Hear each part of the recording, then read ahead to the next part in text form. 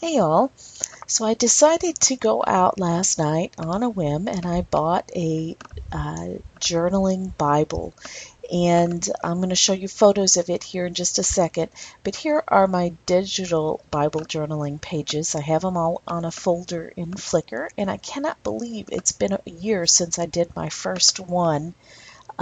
This one right here was my first one on August 31st, 2014, and I've got 47, it says, in this folder. Um, that's not quite one a week, but that's pretty good. I absolutely love doing it this way. I have a tutorial that shows how to do it. I spend a couple hours on each one, and I'm really digging into and studying the verse. And every time a thought comes to me about the verse, just as you would in your Bibles, I jot it down on my page. And so, and then I take my thoughts. First, I underline the verse, and then I take all my thoughts and arrange them around on the page, and then I add graphics from digital scrapbooking kits. So, but I'm thinking now about hybrid, and hybrid is using two different techniques, and the techniques, of course, would be digital scrapbooking and then printing them out and using your physical techniques of coloring right in your journaling Bible. So my first thought is, as I'm doing this, is I want to be able to take what I've already done and put it in my Bible. And so I start, here's the Bible here in the corner, my kitchen table. So I start grabbing everything I can think of that I can glue things down with. And there's tacky glue, decoupage, a photo glue stick, this Liquitex matte medium, which I plan on using. That's what they show to put on the page before you color. And I went out and bought that. I've got some of these little stickies that go underneath a photo, and I've got some washi tape. So there's so many different ideas, and nothing's going to be right or wrong. Then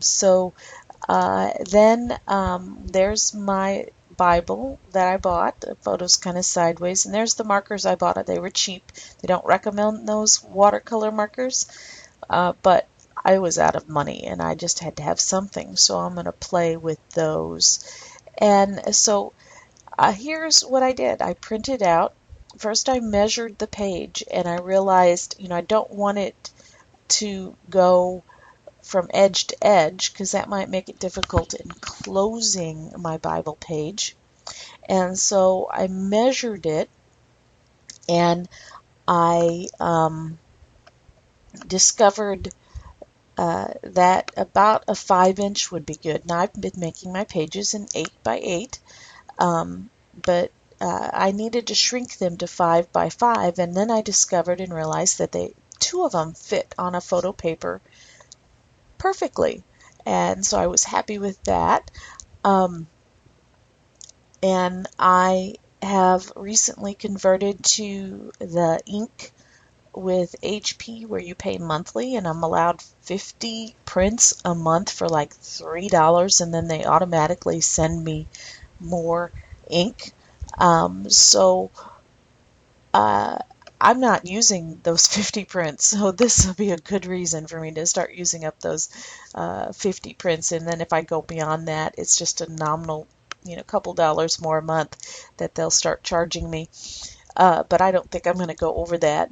And so here is, I'm cutting them out, and I decided to leave a little bit of a white edge. What paper did I use? That was a thought. I went back to a tutorial I did, and I looked to see what paper I used for when I had a chipboard book, and I was printing and decoupaging onto the chipboard book.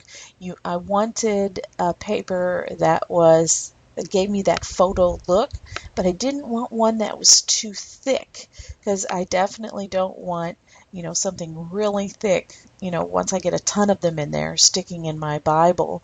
And so this ended up working out perfectly.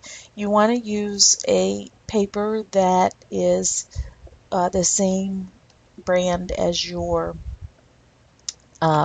printer. My printer, because the chemicals, the science of it that the people create, they actually create the papers to work with the ink that's in your printer.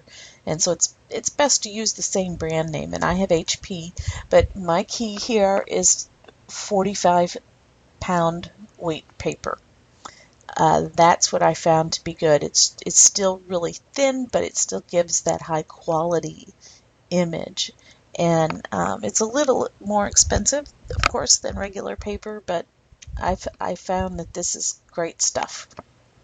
And so that's what I printed it on. And here they are, cut out and just laying on my Bible, my first two. I was so excited. But it gives you an idea. You can see how they're going to fit perfectly on the page. And I'm going to show you here in a minute how to print these, how to put your layouts, your digital layouts into a paper in order to save it for printing so you can get just the right size. And yep, there's my scissors. And there's my first one taped into my Bible. I am so excited. And it wasn't so intimidating. I'm very intimidated. The pages are so thin of trying to draw on the page or paint on the page, so just taping something in it is a good initiation for me. And I love that I can, in this way, I can put so many little notes about the verse. I think I couldn't get this much in it if I was manually doing it down the side. And I pushed it back and creased that washi tape. All I did was tape it down with washi tape. So I love that I can lift it up and put it back down. And I did later, the verse is actually right here underneath it. I did later go back and play with my pencils. It was a little intimidating, but I did highlight the verses with it underneath. And there it is creased, so you can see that next time I can easily raise it up and down. And there's the other one taped in, and I guess I took two pictures of it. And there's the paper.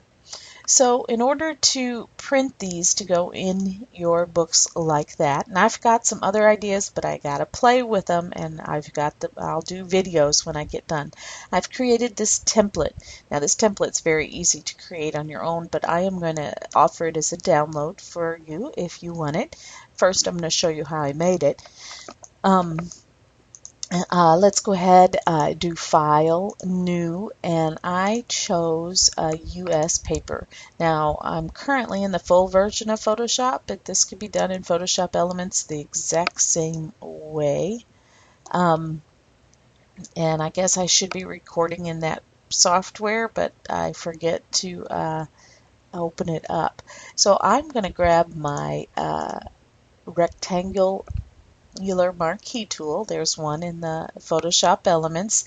And then up here under Style, I chose Fixed Ratio. And since I measured and I decided that 5 inches was the best, in the width, I just manually typed in 5 IN for inch, and the same in height.